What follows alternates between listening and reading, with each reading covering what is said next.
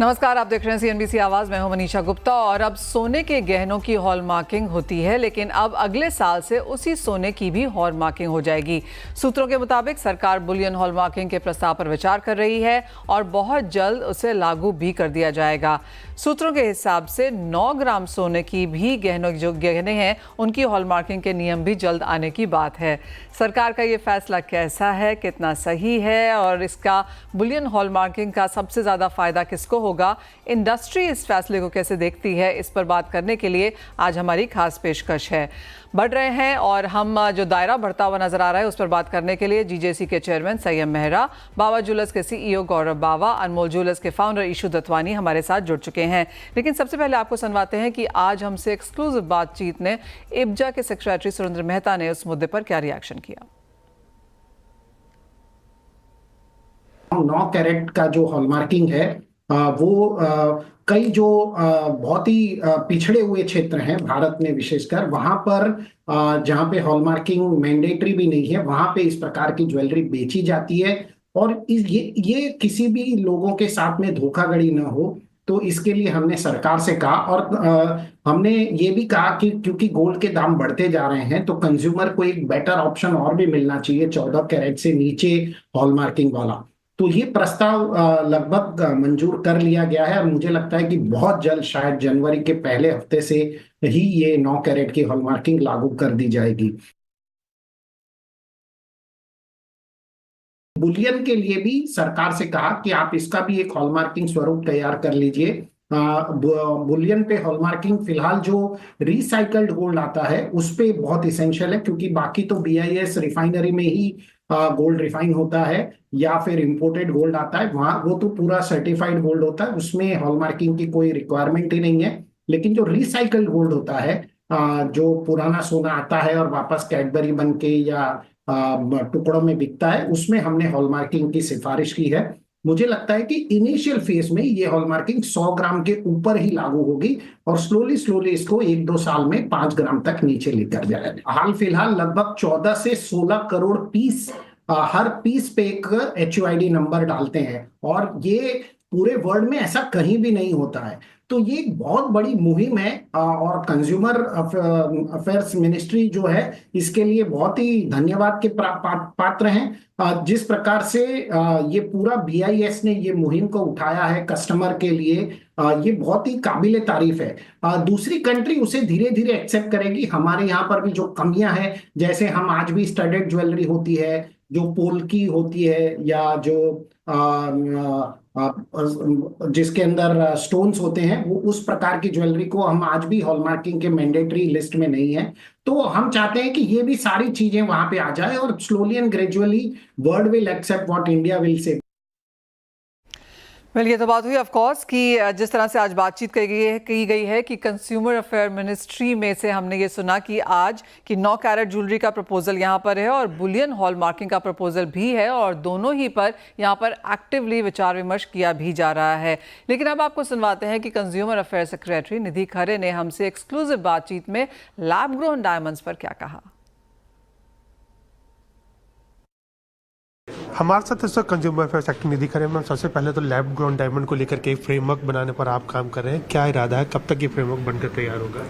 तो इसमें मुख्य रूप से चूँकि लैब ग्रोन डायमंड जिस तरह से कंज्यूमर को बेचा जा रहा है बिना उसको ये बताए कि ये नेचुरल डायमंड नहीं है, तो इसमें ही एक व्यवस्था ये लाई जा रही है कि जो एडवर्टाइजिंग है या जो इनवॉइस है, इसमें किस प्रकार से स्पष्ट रूप से इसका जिक्र हो कि ये लैब ग्रोन डायमंड है और इससे कंज्यूमर्स चीट नहीं हो।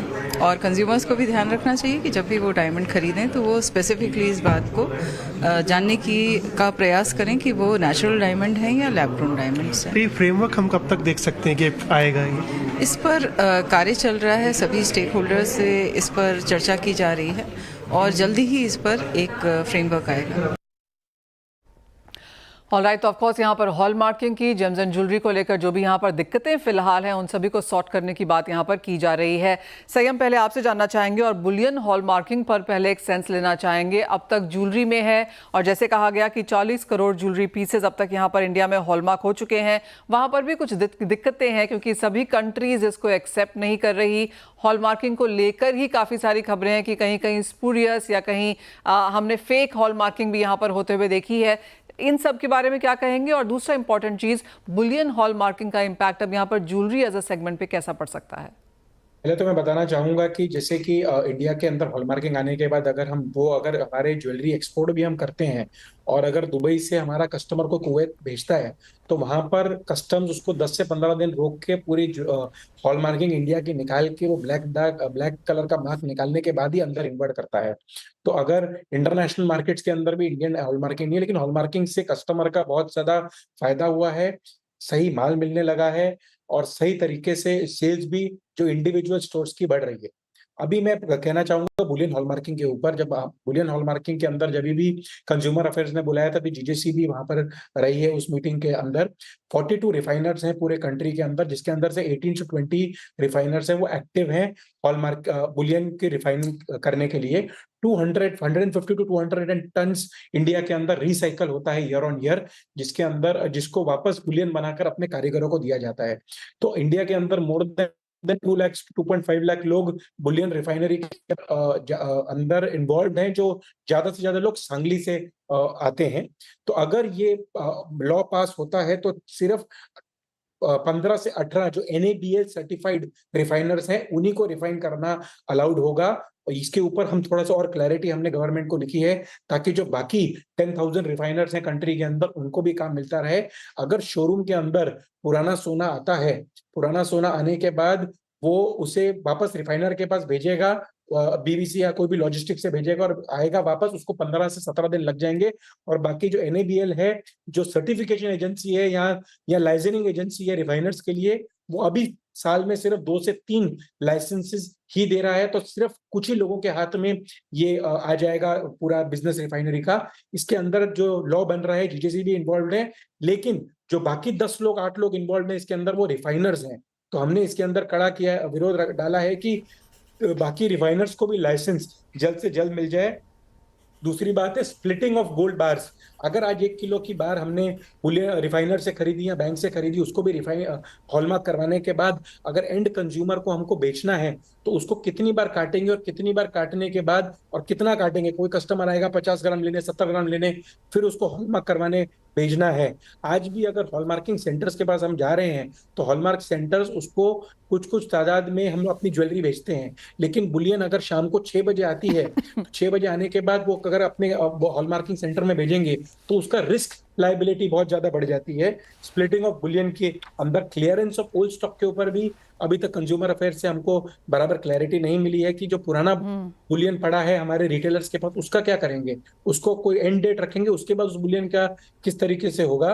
मैन्युफैक्चरर इसके अंदर हॉलमार्किंग करेगा कि जॉब वर्कर करेगा। अगर मैंने अपना बुलियन दिया है अपना कारीगर को तो उसको हॉलमार्क करा के देना है कि वो हॉलमार्क करेगा जो जॉब वर्क के अंदर जाएगा। और जो सीरियल नंबर भी है, जो एज पर IS 17278 का ये जो लॉ है, जो मार्क है identification of refiner, fineness, weight, serial number and year of manufacturing, ये सब चीजें भी अंदर आएंगी इसके अंदर। तो इसके अंदर क्लैरिटी और लाने की जरूरत है कि ये सब चीजों की जरूरत है। अगर हमने उसको काट के किसी चीज के अंदर डाल दिया तो उसके बाद अगर हॉलमार्किंग के जो ऑफिशियल्स हैं वो दुकान में आते हैं, हमारा राइट पीस हमारे पास पड़ा है, लेकिन बुलियन अपने घर पे रखने के लिए नहीं, हमें बांट के उसको यूटिलाइज करके ज्वेलरी बनानी है या सेल करना है। तो अगर वो पीस पड़ा हुआ है उसके अंदर क्या क्लैरिटी है, उसके अंदर ईयर नहीं लिखा है, वो नहीं लिखा है क्योंकि वो पीस तो हमने काट दिया है, उसके क्लैरिटी आएगी। वो भी हमने कंज्यूमर अफेयर से मांगी है ताकि हम ये चाहते हैं ऑपरेशनल एफिशिएंसी, रेलेवेंस और प्रैक्टिकलिटी मेंटेन रहे। इसमें आगे बढ़ते हुए हॉलमार्किंग के साथ है हम बुलियन हॉलमार्किंग के, लेकिन क्लैरिटी आए और फेलो ज्वेलर को तकलीफ नहीं आए। जो डिस्ट्रिक्ट्स के अंदर हॉलमार्किंग नहीं है उसके अंदर बुलियन कैसे बिकेगा, और जिनके अंदर हॉलमार्किंग सेंटर बंद हो रहे हैं उसके अंदर कैसे क्लैरिटी आएगी, ये सब सोच है। अगर गवर्नमेंट इसके ऊपर बराबर तरीके से क्लैरिटी लाएगी तो बुलियन की हॉलमार्किंग इजीली आगे बढ़ सकती है। वरना इसके अंदर अगर कहीं ना कहीं गैप्स रह गए तो पूरे इंडिया के अंदर थोड़ा टेंशन का माहौल आ जाएगा बुलियन ज्वेलर्स के अंदर, not only Boolean dealer, jewellers के अंदर। वेल एब्सोल्युटली संयम ने आपने वो एक क्विक मास्टर क्लास यहाँ पर करके दी है कि क्या हो सकता है, क्या यहाँ पर प्रॉब्लम्स हैं और जूलर्स को यहाँ पर क्या कुछ देखना होगा। क्लियरली जैसे आपने कहा और जैसे आपने वो बहुत बेहतरीन तरीके से एक्सप्लेन भी किया, काफ़ी सारी क्लैरिटी इस पर लाने की ज़रूरत है एंड आई एम ग्लैड कि आप सरकार के साथ इसके ऊपर काम भी कर रहे हैं। क्लियरली ये प्रपोजल है, एक्टिवली बीइंग वर्कड है और ये कब आता है, किस फॉर्म एंड शेप में आता है, उस पर एक नज़र रखनी होगी। गौरव, आप कैसे देखते हैं इसको और आप क्या शेयर करते हैं इसमें, जहाँ तक हम बुलियन यहाँ पर हॉलमार्किंग की बात यहाँ पर करते हैं, आप उसे किस नज़र से देखते हैं? मेरे को तो ये समझ में आता है कि गवर्नमेंट सिर्फ एक कोशिश कर रही है अपनी तरफ से ताकि एडल्ट्रेशन कहीं पर कुछ भी होता है उसको कंट्रोल करें। जैसे कंज्यूमर अफेयर्स वाले लैब ग्रोन डायमंड के लिए भी लगे हुए हैं। सो देर जस्ट ट्राइंग टू कंट्रोल कि जो भी इंडिया में सामान बिक रहा है वो सब एक अच्छी क्वालिटी का बिके, स्टैंडर्ड का बिके। I look at it in this way in the first place. Secondly, जितनी भी रिफाइनरीज हैं जो होम ग्रोन रिफाइनरीज हैं उनके ऊपर चैलेंज भी आता है। अगर आज जैसे भी संयम जी बता रहे थे, in fact we deal with their company as well, तो अगर हमारे को उनको देना होता है तो अगर रिफाइनरी का सामान होगा तो they will also not take it. So in fact हम लोग क्या करते हैं, we already get everything set like refined from MMTC या इग्निस और देयर फ्यू अदर रिफाइनरीज जहाँ से हम लोग करा के वही गोल्ड ही अपने मैन्युफैक्चरर्स को दे पाते हैं। अदरवाइज तो वो कोई मैन्युफैक्चर भी नहीं लेता। अगर आप किसी को देंगे तो being a jeweller as well, हमारे को भी बाद में रिपोर्ट भेज देते हैं कंपनी वाले कि इसके अंदर प्योरिटी के अंदर फर्क है 0.2% का, 0.3% का। So being a jeweller we also face it at times. So हमने तो अपनी कंपनी के अंदर पॉलिसी बनाई है, हम लोग किसी रिफाइनर से, ऑर्डिनरी होम ग्रोन रिफाइनर से रिफाइन ही नहीं कराते। सो वी गेट वो सब चीज सीरियल बार नंबर के साथ ही आता है, उसके बिना तो होता ही नहीं है कुछ। तो ऐसा लगता है गवर्नमेंट का इंटेंशन ये नहीं है कि हर एक पीस के ऊपर हॉलमार्किंग आए। जो पीस रिफाइनरी फर्स्ट टाइम पे बना रहे हैं उसी के ऊपर ही तो एक बार आएगा। जब हम इतना 1 किलो को बार को कट पीस करके बेच रहे हैं तो गवर्नमेंट को तो सिर्फ ये चाहिए कि कंट्रोल्ड रहे, अनकंट्रोल्ड ना हो, बिकॉज गवर्नमेंट रिकॉर्ड पे सब कुछ है। अगर बुलियन रिकॉर्ड पे आ गया तो हॉलमार्किंग गोल्ड कितना उससे बना वो भी रिकॉर्ड पे आ जाएगा। They are trying to create an ecosystem। मेरे को like this is how I see। मेरे को ऐसा लगता है government in the longer run, जैसे अब डिजिटलाइजेशन इतनी ज्यादा हो रही है, सो धीरे धीरे इसका इम्पैक्ट आएगा, इकोनॉमी को इम्प्रूवमेंट होगी और ज्यादा, और एक स्ट्रीमलाइन होकर के सारे इंडस्ट्री, हमारी जो हैंडक्राफ्ट की इंडस्ट्री है एक्चुअली, और उसको ऑर्गेनाइज करने में टाइम भी उतना ही ज्यादा लगेगा। Well absolutely. हम एक और चीज़ भी समझते हैं यहाँ पर कि जहाँ तक मैंडेटरी हॉलमार्किंग की बात है जो 2021 में हमने यहाँ पर आते हुए देखी थी, उसके बावजूद भी आज भी यहाँ पर कुछ बॉटलनेक्स हैं, कुछ कंसर्न्स हैं, और ये तो हम बुलियन हॉलमार्किंग की बात यहाँ पर कर रहे हैं, तो क्लियरली एक बहुत डीप स्टडी के बाद ही इसे यहाँ पर लेके आया जा सकता है। इशू, आपका रिएक्शन क्या है इस पर? तो देखिए, पहले बात तो ये जब गोल्ड ज्वेलरी की हॉलमार्किंग हुई, ये बहुत ही अच्छा कदम था गवर्नमेंट की तरफ से, क्योंकि हम पहले देखते थे जो बाहर के कंज्यूमर्स आते थे उनका कॉन्फिडेंस ही नहीं होता था इंडियन ज्वेलरी पे। वो मतलब बोलते थे नहीं दुबई का सुना है, मतलब बात ही ऐसी होती थी कि हमारा दुबई का सुना है। पर वो अभी बहुत हद तक, मतलब कंप्लीटली वो अभी देयर इज नो कंपैरिजन, मतलब we are as good as any international country. तो वो तो बहुत अच्छी बात है। अभी जहां पर ये बुलियन की जो हॉलमार्किंग का सवाल है, डेफिनेटली जो इंटेंशन है गवर्नमेंट का, जो माइंडसेट है, वो ठीक है कि प्रोबेबली ट्रेसेबिलिटी और ट्रांसपेरेंसी का जो है वो पर्पस है, मगर यहाँ पर बहुत इंपॉर्टेंट ये बात देखना है कि इसमें कितना कन्वीनियंट है और कितना इनकन्वीनियंट है। तो ऐसे नहीं होना चाहिए कि ये रेड टेपिज्म हो जाए, और गवर्नमेंट हमेशा कहती है ईज ऑफ डूइंग बिजनेस। तो यहाँ पर बहुत सारी हमको अभी जो जैसे संयम जी ने समझाया, बहुत दिक्कतें आ सकती है कि अगर हमने 1 किलो का सोना खरीदा, हम पूरा 1 किलो तो एक कारीगर को देते नहीं है, हम काट काट के उसको डिस्ट्रीब्यूट करते हैं। तो हमेशा, मतलब हर रोज अगर हम किसी को थोड़ा सोना देते हैं तो हमको दोबारा से वो बैलेंस सोना भेजना पड़ेगा, क्योंकि उसको वापस उसका नया नंबर आएगा, ईयर आएगा, तो बहुत वो मुश्किल है। और अगर हम कितनी बार तो क्लाइंट भी प्योर सोना खरीदते हैं, तो हमने 100 ग्राम का वार है, किसी ने बोला भी हमको 30-35 ग्राम काट के दे दो, तो बैलेंस जो है उसका क्या होगा? मतलब ये चीजें सोचना बहुत जरूरी है। और यहाँ पर कितना टाइम वेस्ट होगा, सिक्योरिटी का जो इशू है, क्योंकि वो बार बार बेचना मंगाना, और अगर उसमें ये मैंडेट आता है कि only certain refiners can do it, then that backlog that will be created, you know, उसकी वजह से जो टाइम लॉस होगा। तो ये सब चीजें सोचना बहुत जरूरी है। उसकी क्लैरिटी नहीं लग रही है, और ऐसे लग रहा है कि यू नो इनकन्वीनियंस डेफिनेटली बढ़ जाएगा।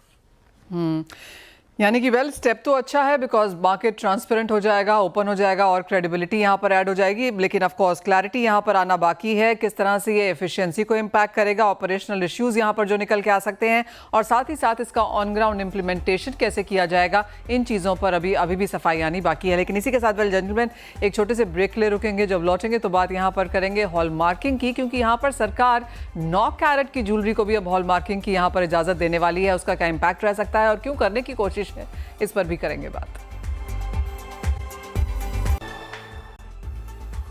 अब तक अगर हम ज्वेलरी की बात करें तो BIS की तरफ से 24 कैरेट, 23, 22, 20, 18, 14 कैरेट की ज्वेलरी आपको हॉलमार्क करानी होती है, लेकिन बहुत जल्दी 9 कैरेट भी आने वाला है। संयम, इसे कैसे देखते हैं आप? क्लियरली ये भी एक इंडस्ट्री की मांग ही रही है। 9 कैरेट की ज्वेलरी अभी तक एक्सपोर्ट्स हो रही थी outside to the US and the Europe. अभी इसकी इंडिया के अंदर भी डिमांड अच्छी आएगी आने वाले सालों के अंदर, क्योंकि गोल्ड के रेट्स बहुत ज्यादा बढ़ गए हैं। अगर 18 कैरेट के पकड़ेंगे आप तो मे बी 60,000 के करीब होंगे, तो इसके आ जाएंगे तो और थोड़ा नीचे रेट्स इसके आएंगे। और अभी तक इसके मैन्युफैक्चरिंग गोल्ड के अंदर जनरली कोई नहीं कोई क्वांटिटी में कर रहा है, लेकिन आने वाले सालों में अगर 9 कैरेट आती है तो उसकी एक्सेप्टेबिलिटी भी हॉलमार्क से पूरे देश के अंदर बढ़ सकती है। तो एब्सोल्युटली जिस तरह के प्राइसेस हैं और जिस तरह से हम देखते हैं कि छोटे शहरों में यहाँ पर 9 कैरेट की ज्वेलरी भी बिकती है, लेकिन उसके ऊपर कोई हॉल मार्किंग नहीं है, तो कितनी प्योरिटी है उसका नहीं पता चलता। तो ये एक अहम स्टेप है जो सरकार यहाँ पर लेने वाली है। आपने पहले लैब ग्रोन की बात करी गौरव, और उसके ऊपर भी सरकार काम कर रही है कि सिंथेटिक को रियल के तरीके से नहीं बेचा जा सकता। आई एम अज्यूमिंग ये काम ज्वेलर्स ऑलरेडी कर रहे हैं और शायद कुछ नहीं कर रहे हैं, इसलिए सरकार इसको भी बहुत ध्यान से देख रही है। एब्सोल्युटली, देखिए हर ज्वेलर उतने अच्छे से डिस्क्लोज करके नहीं बेचते हैं, so you have to see there are like rotten apples at times in the basket, so you have to be little careful। उस सब चीज़ों का ध्यान रखते हुए गवर्नमेंट को अपनी तरफ से हर चीज़ को कंट्रोल तो करना ही पड़ेगा। गवर्नमेंट इसीलिए होती है कि जो देश में गलत काम हो रहे हैं उनको रोकने के लिए, so which is very beneficial I guess।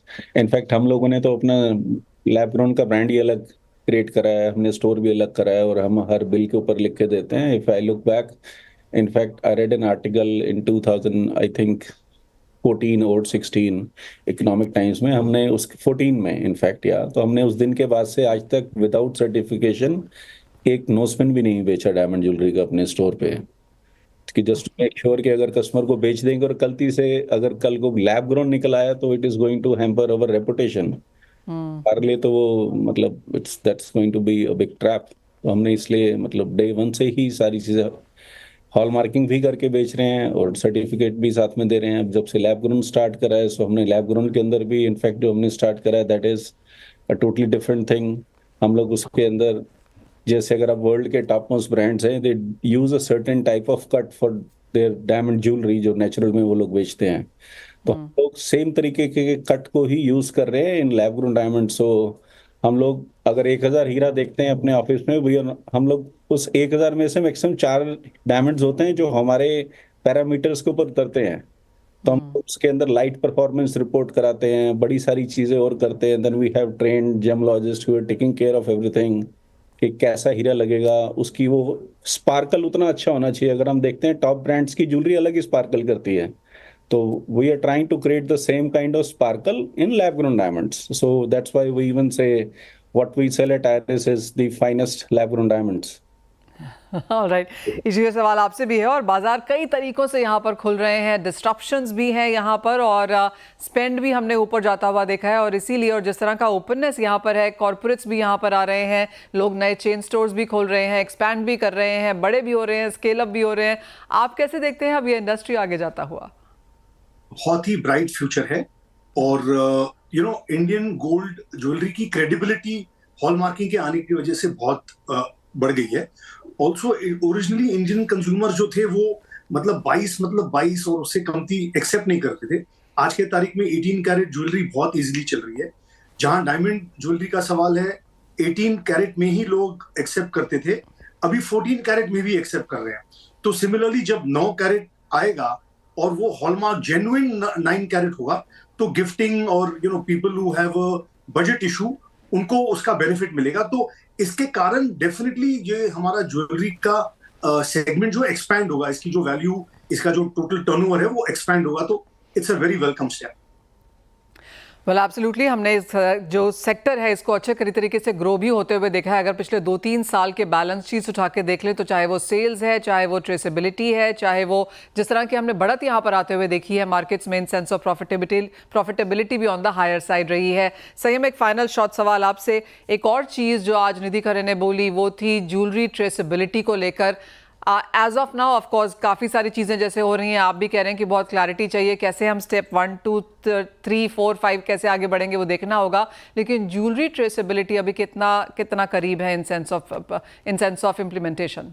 देखिए, हमें कंज्यूमर अफेयर्स से लेटर आई है ट्रेसेबिलिटी और डायमंड एंड लैब ग्रोन के हॉलमार्किंग के ऊपर, जिसके ऊपर हमें 9th के पहले जवाब देना है तो किस तरीके से आगे लेके जाए। ट्रेसेबिलिटी किस तरीके से आएगी, क्या हम जो भी बुलियन भी सेल करेंगे हॉलमार्किंग के तरफ से, जब एक एक छोटे छोटे पीसेस करेंगे उसको सेल करेंगे। आज अगर आप 2 लाख के नीचे का तो पैन कार्ड है वो तो है ही इसके अंदर अवेलेबल, लेकिन उसके ऊपर का जो हमारा होता है व्यापार, उसके अंदर किस तरीके से हम बिल के अंदर डाल के देंगे और हमारे कस्टमर के अंदर किस तरीके से उसके रिकॉर्ड रखेंगे, क्या करेंगे, उसके ऊपर क्लैरिटी के ऊपर हम पूरा जवाब मिनिस्ट्री को भेजने जा रहे हैं 9 तारीख के पहले। उसके बाद हम ही इसके ऊपर बराबर तरीके से कमेंट कर पाएंगे। Fair point that. तो क्लियरली इंडस्ट्री में काफ़ी कुछ हो रहा है, काफ़ी सारे डिस्ट्रप्शंस हैं, नए rules, regulations, proposals actively being worked upon industry में भी यहाँ पर चल रहा है। और जिस तरह से आपसे बात हुई है क्लियरली आप लोग भी यहाँ पर क्लैरिफिकेशन का इंतजार कर रहे हैं। लेकिन एक तरफ क्लियरली जिस तरह से कंज्यूमर को यहाँ पर फायदा होगा इस सारी ट्रांसपेरेंसी से, क्रेडिबिलिटी से, वो काफ़ी ऑन द प्लस साइड यहाँ पर है। आप सभी का बहुत शुक्रिया आज यहाँ पर साथ में जुड़ने के लिए और इंडस्ट्री की तरफ से यहाँ पर क्या कुछ हो रहा है और किस तरह की कंसर्न्स हैं वो भी सामने उजागर करने के लिए। वेल, इसके साथ इस कार्यक्रम में इतना ही समय है, लेकिन आप बने रहिए CNBC आवाज़ पर।